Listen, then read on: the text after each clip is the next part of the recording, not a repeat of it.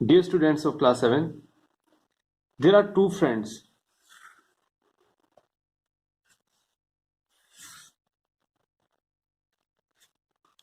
One is Ram, the other one is Rahman.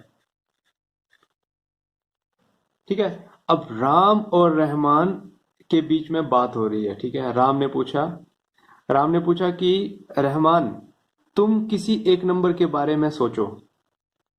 है ना. राम ने बोला रहमान को कि थिंक अबाउट अ नंबर. ठीक है. तो रहमान ने एक नंबर थिंक कर लिया अपने माइंड में. ठीक है. रहमान ने अपने माइंड में नंबर थिंक कर लिया. फिर राम ने सेकंड स्टेप बताया कि उस नंबर को मल्टीप्लाई कर दो 5 से. रहमान ने अपने माइंड में उस नंबर को मल्टीप्लाई कर दिया. फिर राम ने बोला कि उसमें 5 ऐड कर दो. ठीक है. रहमान ने 5 ऐड कर दिया.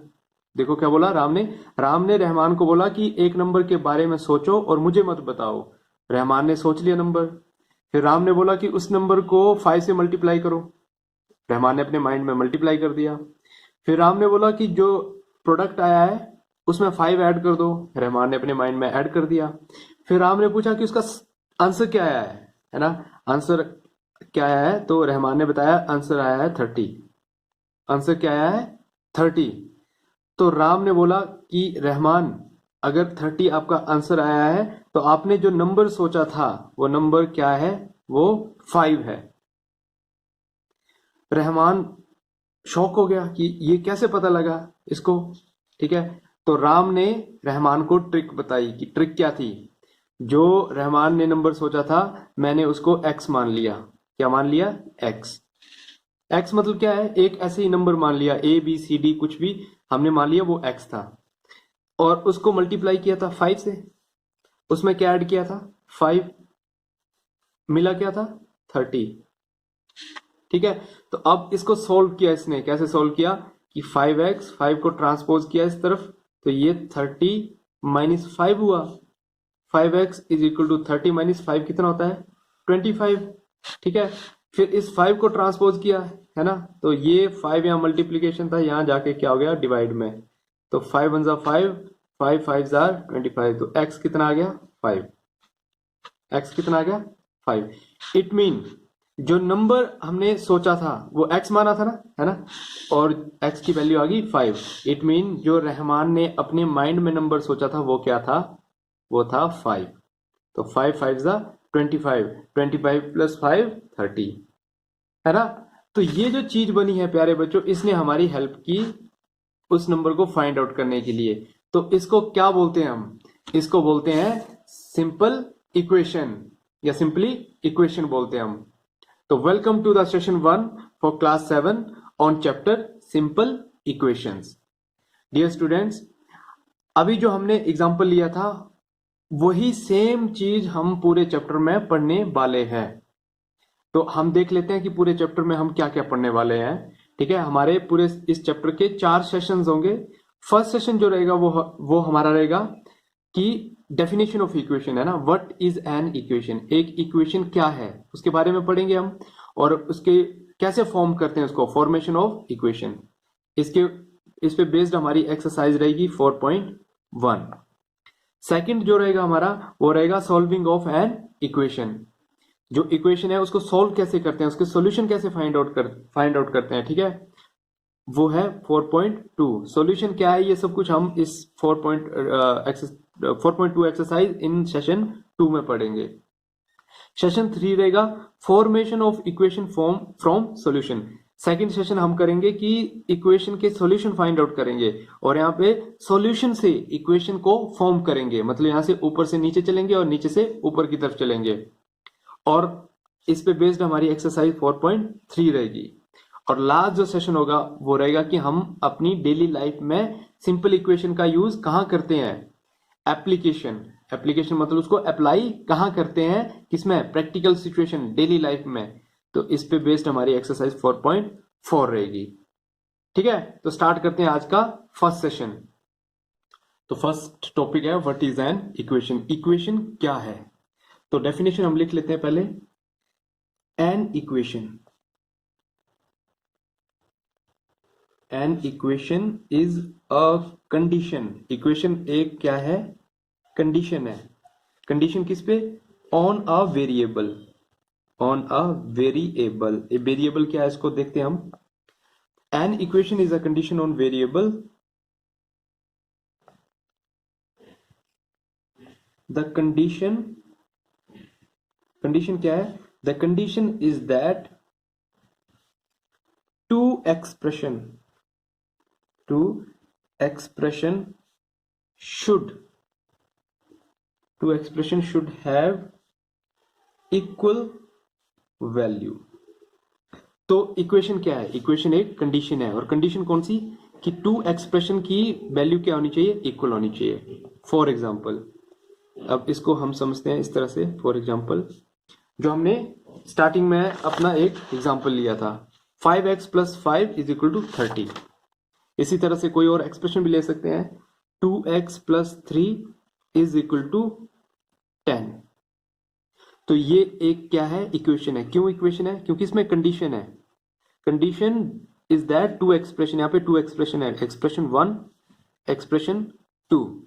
ये एक्सप्रेशन क्या होने चाहिए? इक्वल। तब ये क्या है? ये कंडीशन है जिसमें हमारे दो एक्सप्रेशन है, ये दो एक्सप्रेशन इक्वल होने चाहिए। इक्वल कब होंगे? जब x की वैल्यू हम क्या पुट करें यहाँ पे, है ना, x की वैल्यू क्या पुट करें? 7/2।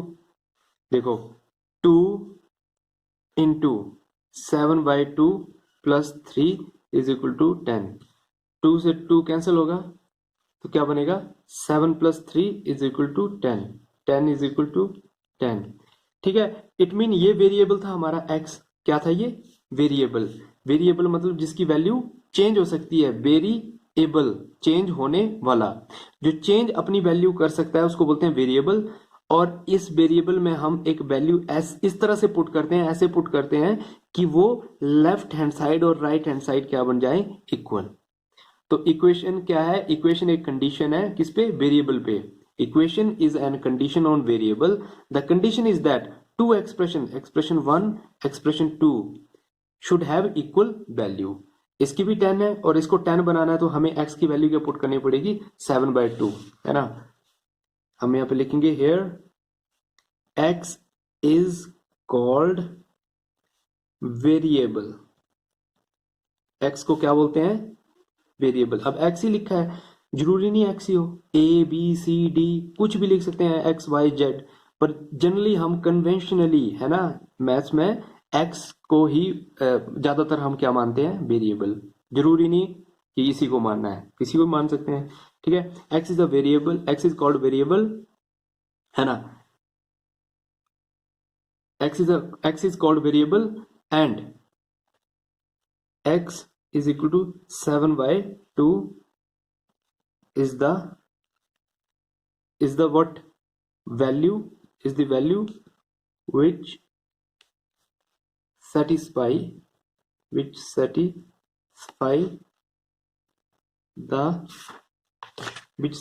the equation 2x plus 3 is equal to 10। ठीक है। ये हमारी वैल्यू है ना।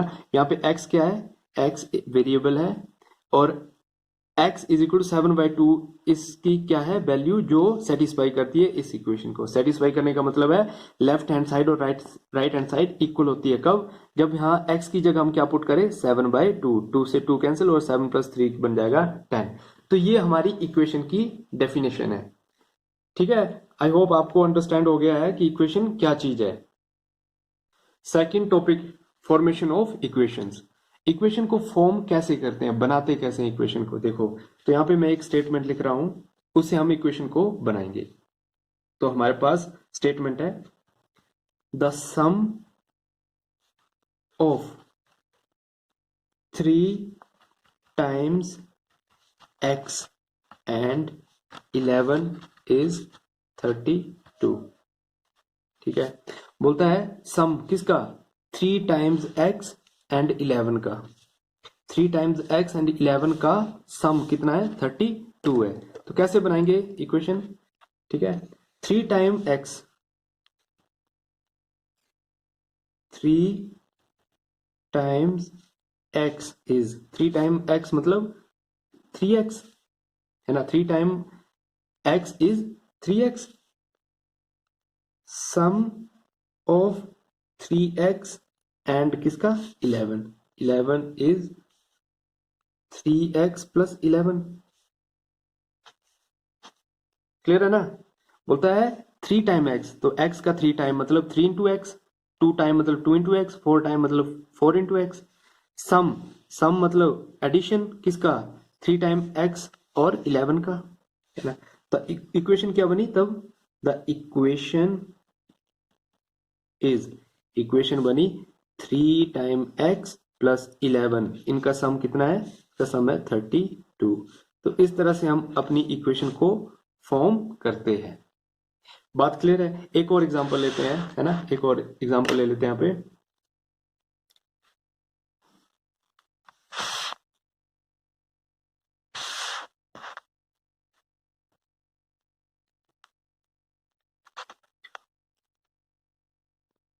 वन फोर्थ, ठीक है, 1/4 of m is 3 more than 7। थोड़ा सा टफ है ना, पिछली से थोड़ा सा टफ है, पर अंडरस्टैंड करेंगे तो हमें इजिली अंडरस्टूड हो जाएगा। 1/4 ऑफ m, सबसे पहले 1/4 ऑफ m, तो हम लिखते हैं यहाँ पे कितना है, 1/4 ऑफ m कितना होता है, 1/4 ऑफ m इज m/4, ठीक है। 1/4 of m is 3 more than 7, तो यहां पे पढ़ते हैं 1/4 ऑफ m, ये आ गया, इज 3 मोर देन 7, कि मतलब m/4 जो है वो 7 से कितना बड़ा है, 3। दोबारा से देखो, 1/4 of m, 1/4 of m is m/4, मतलब m/4 is 3 more than 7, m/4 7 से कितना बड़ा है, 3, यानी m/4 में से 7 को हम क्या करते हैं, सब्ट्रैक्ट, तो कितना बचता है, 3। दोबारा से देखो, 1/4 of m is 3 more than 7, 1/4 of m is m/4 and this is 3 more than 7। इसका क्या मतलब हुआ, इसका मतलब हुआ m/4, है ना, m/4 minus 7 is equal to 3। ये इक्वेशन बनी हमारी, है ना। 1/4 ऑफ, 1/4 मतलब अगर होता है 1/3 तो m/3 आता, 1/5 1/5, तो 1/4 है m/4, 1/4 of m is 3 more than 7, मतलब m/4 7 से कितना बड़ा है, 3, तो कोई बड़ा होता है उसमें से छोटे को सब्ट्रैक्ट करते हैं, और 3 मोर देन, तो मतलब 3 उसका क्या बचता है, ये सब्ट्रैक्ट करने के बाद हमारे पास ये आंसर बचता है 3। तो ये हमारी क्या है, रिक्वायर्ड इक्वेशन है। तो ये इक्वेशन को फॉर्म करने का तरीका है, और भी हमारे पास बहुत सारे इस तरह के क्या है, फाइंड आउट करने के, फॉर्मेशन करने के तरीके हैं, ठीक है। अब आते हैं एक्सरसाइज 4.1 पे। तो 4.1 में हम लेते हैं क्वेश्चन नंबर 1। क्वेश्चन नंबर 1 को हम देखेंगे, यहाँ पे टेबल बना हुआ है, बोलता है complete the last column of the table, this is column 1 2 3 and this is 4th column, इसको हमें कंप्लीट करना है, ठीक है। तो यहां पे दी हुई है x plus 3 is equal to 0, value दी है x इज इक्वल टू 3। अब हमने पढ़ा था वैल्यू क्या चीज है, वैल्यू वो एक ऐसा नंबर है जो उस इक्वेशन में पुट करे तो लेफ्ट हैंड साइड और राइट हैंड साइड क्या बन जाए, इक्वल बन जाए। तो देखो ये राइट हमारी क्या है, राइट हैंड साइड है 0, लेफ्ट कब 0 होगी, जब x की वैल्यू क्या पुट करें हम यहाँ पे, -3, क्योंकि -3 प्लस 3 कैंसिल होगा तो क्या बन जाएगा, 0 इज इक्वल टू 0। तो यहाँ पे क्या दे रखा है हमें, 3। अगर x की वैल्यू 3 पुट करता हूं मैं यहाँ पे, 3 प्लस 3 कितना बनता है, 6, तो क्या ये 0 आया, नो, तो यहाँ पे हम क्या लिखेंगे, no. Say whether the equation is satisfied, no. यहाँ पे लिखा है x plus 3 is equal to 0, बोलता है वैल्यू है x इक्वल टू 0।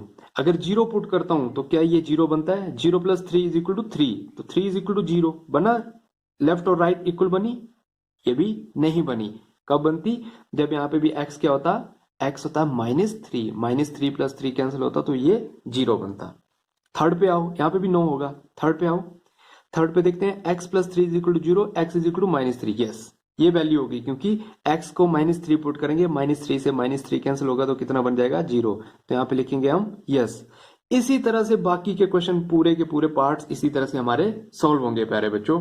तो लास्ट पार्ट को हम देख लेते हैं। m divided by 3 = 2, m = 6। क्या ये सेटिस्फाई होती है? तो m की जगह 6 को पुट करो, 6 डिवाइडेड बाई 3 है ना, यहाँ पे पुट किया हमने।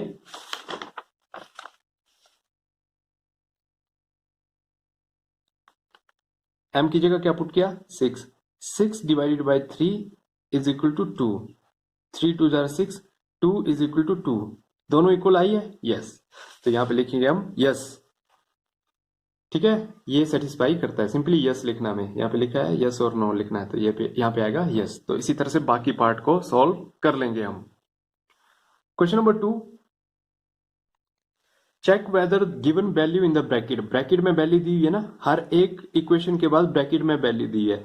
बोलती है ब्रैकेट में जो वैल्यू है ये हमारी क्या है, सोल्यूशन है इक्वेशन के या नहीं, ये फाइंड आउट करना है।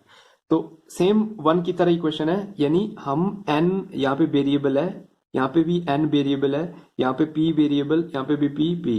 तो n की जगह n की वैल्यू पुट करनी है और लेफ्ट और राइट हैंड साइड को देखना इक्वल आती है कि नहीं। फर्स्ट पार्ट हम लेते हैं। फर्स्ट दे रखा हमें question number 2, first A part, n + 5 = 19। Bracket में दिया है n = 1। हमें चेक करना है ये सॉल्यूशन है या नहीं है। तो n की जगह क्या पुट करेंगे? Put n = 1।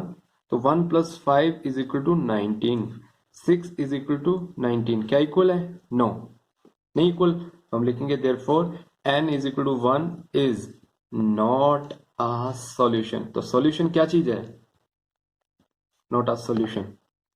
सॉल्यूशन क्या चीज है? सॉल्यूशन एक ऐसी वैल्यू है जिसको पुट करें तो लेफ्ट और राइट हैंड साइड इक्वल बन जाए। ठीक है, अब नेक्स्ट पार्ट हम लेते हैं क्वेश्चन नंबर 2 का, बी पार्ट लेते हैं इसका। 7n + 5 = 19, n = -2। पुट करते हैं, देखते हैं। Put n = -2। तो 7n की जगह -2 + 5 = 19। 7 2 जार 14 और माइनस + 5 = 19। -14 + 5 -9 = 19। क्या -9 और 19 इक्वल है? नो। तो हम लिखेंगे therefore n = -2 is not a solution. C part लेते हैं इसका। सी पार्ट में हमें दे रखी इक्वेशन 7n + 5 = 19, n = 2। 2 पुट करना हमें, पुट करके देखते हैं। 7 पुट हम लिखेंगे पुट n = 2, n 2 पुट किया, 7 की जगह 7, n की जगह 2 + 5 = 19। 7 2 जार 14 + 5 = 19। 14 + 5 = 19 = 19 इक्वल है? Yes, this is equal. Therefore n = 2 is a solution of 7n + 5 = 19। तो ये इसका क्या है? सॉल्यूशन है, क्योंकि इसने लेफ्ट और राइट को इक्वल बना दिया। तो इसी तरह से क्वेश्चन नंबर 2 के बाकी पार्ट हम DEF सॉल्व आप कर लोगे। पार्ट DEF आप इसी तरह से सॉल्व कर लेने आपने। क्वेश्चन नंबर 3, क्वेश्चन नंबर 3 में हमें दी हुई है एक इक्वेशन। ठीक है, 2 इक्वेशन दे रखी है, मतलब 2 पार्ट है इसके, एक पार्ट मैं करूंगा, एक पार्ट आप खुद ट्राई करेंगे। ठीक है, solve the equation by trial and error method. ये error, trial and error method क्या है कि आप यहाँ पे ट्राई करते हैं अपनी मर्जी, एक वैल्यू पुट करते हैं, फिर फाइंड आउट करते हैं कि सेटिस्फाई कर रही है कि नहीं, फिर दूसरी वैल्यू पुट करेंगे, फिर तीसरी करेंगे, फिर चौथी, जब तक ये वैल्यू, ये हमारी इक्वेशन सेटिस्फाई ना हो। तो क्या करेंगे हम सॉल्यूशन में पुट करते चलेंगे वैल्यूज। ठीक है, ट्राई है ना, ट्रायल एंड एरर, एरर भी आएगा, फिर ट्राई करेंगे, फिर जब तक हम एक्यूरेट ना हो जाए तब तक हम ट्राई करते रहेंगे। तो put p is equal to 1, एक इक्वेशन है ये जहां पे वेरिएबल है p, तो p की वैल्यू पुट करेंगे, बाकी तो कांस्टेंट है, ये वैल्यूज तो हम इसको चेंज नहीं कर सकते हैं, हम सिर्फ p की वैल्यू चेंज कर सकते हैं। Put p is equal to 1, p 1 put किया तो ये आया 5 into 1 plus 2 is equal to 17, तो 5 plus 2 is equal to 17 implies that, यहाँ पे हमेशा आपने पुट करना है इक्वेशन से पहले 5 प्लस 2 7 इज इक्वल टू 17, क्या इक्वल होता है? नो, तो ये सोल्यूशन नहीं आया। फिर से ट्राई करेंगे again, put p is equal to 2, p को कितना पुट करते हैं? 2, तो 2 पुट किया तो 5 इंटू p की जगह 2 प्लस 2 इज इक्वल टू 17, ये तो इक्वेशन है, ठीक है। इंप्लाइज दैट 5 2 जार 10 plus 2 is equal to 17, 12 plus 2। अब इंप्लाइज मैं क्यों पुट कर रहा हूं, ठीक है। अगर आप इक्वल टू पुट करोगे तो इसका मतलब होगा ये आपने स्टेप लिखा और उसके अगला स्टेप ये लिखा है, उससे अगला स्टेप, बट इंप्लाइज का मतलब ये पूरा एक स्टेप है, मतलब ये एक इक्वेशन है, तो इसलिए इंप्लाइज पुट करना हमने। 12 इज इक्वल टू 17, क्या 12 और 17 इक्वल आया है? नहीं, तो अगेन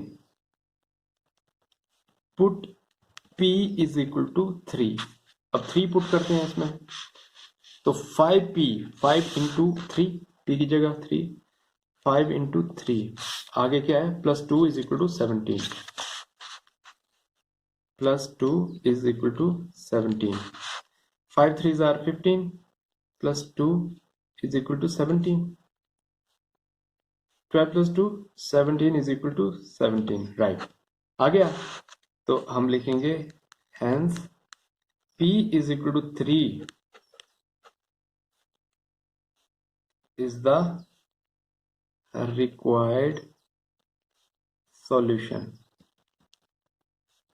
of given equation। तो ये हमारा तरीका रहेगा क्वेश्चन नंबर 3 को सॉल्व करने का। तो क्वेश्चन नंबर 3 का जो सेकंड पार्ट है वो आपने ट्राई करना है। इसमें m की वैल्यू पुट करेंगे, 1 से स्टार्ट करेंगे, ठीक है। माइनस में भी स्टार्ट पुट कर सकते हैं वैल्यू, तो आपको देखना है कि आपको वैल्यू क्या बनानी है और किस तरह से आप इसमें वैल्यू पुट करोगे, क्योंकि मेथड का नाम ही है ट्रायल एंड एरर, ट्राई करेंगे आप, ठीक है। और एरर भी आएंगे तो नेक्स्ट वैल्यू के लिए ट्राई करेंगे। फिर question number 4, right the equation of the following statement. जैसे हमने किया था ना अपना ये क्वेश्चन, हमने इक्वेशन फॉर्म की थी, ठीक है। स्टेटमेंट लिखी, फिर स्टेटमेंट से हमने क्या फॉर्म की? इक्वेशन, फॉर्मेशन ऑफ इक्वेशन, ये किया था ना, the sum of 3 time of x. इसी तरह से क्वेश्चन नंबर 4 है, the sum of number x and 4 is 9। तो सम ऑफ दो नंबर है x और 4, तो x plus 4 is equal to 9। तो सेम इसी तरह से बाकी क्वेश्चन को करना है। और क्वेश्चन नंबर 5 में भी आपको क्या करना है? Right the following equation in statement form. यहां पे स्टेटमेंट से इक्वेशन बनानी है और इसमें से इक्वेशन से स्टेटमेंट बनानी है। कैसे बनानी है? क्वेश्चन नंबर 5 को देख लेते हैं। Write the following equation in statement form. Equation दी हुई है, स्टेटमेंट में लिखना है। कैसे लिखेंगे? देखो, p plus 4 is equal to 15, मतलब सम किसका? p और 4 का 15 है, तो हम लिखेंगे द सम ऑफ किसका? p and 4 is what? 15। बस ये है, इतना लिखना है। नेक्स्ट क्या है? सब्ट्रैक्शन है, किसका? m और 7 का, तो लिखेंगे द सब्ट्रैक्शन, या फिर लिख सकते हैं द डिफरेंस। ये दोनों चीजें सेम ही है, डिफरेंस और सब्ट्रैक्शन सेम, एडिशन और सम सेम। द डिफरेंस और subtraction of m and 7 is 3। बाकी सेम इसी तरह से हम बाकी पार्ट्स को भी करेंगे, ठीक है। तो क्वेश्चन नंबर 5 को कंप्लीट कर दोगे और क्वेश्चन नंबर 6 को भी कंप्लीट आप कर दोगे। इसमें भी आपको इक्वेशन सेटअप करनी है, किससे? गिवन स्टेटमेंट से। जो नहीं आएगा वो आप मुझे बताएंगे, हम सब मिलके इसको सॉल्व करने की कोशिश करेंगे। बाकी आज हम देख लेते हैं कि हमने क्या पढ़ा है, ठीक है। आज हमने पढ़ा इक्वेशन क्या है ना। तो हमने देखा इक्वेशन क्या है, इक्वेशन एक कंडीशन है। कंडीशन किस पे, वेरिएबल पे, है ना। इस तरह से है कि वो दो एक्सप्रेशन को सेटिस्फाई करे। तो an equation is a condition on variable, the condition is that two expression should have equal value.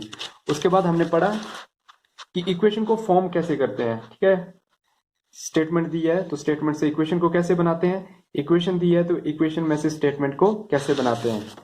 उसके बाद हमने हमने किया सॉल्विंग ऑफ एक्सरसाइज 4.1। तो आज के लिए ये था। अगले सेशन में हम पढ़ेंगे सॉल्विंग ऑफ एन इक्वेशन।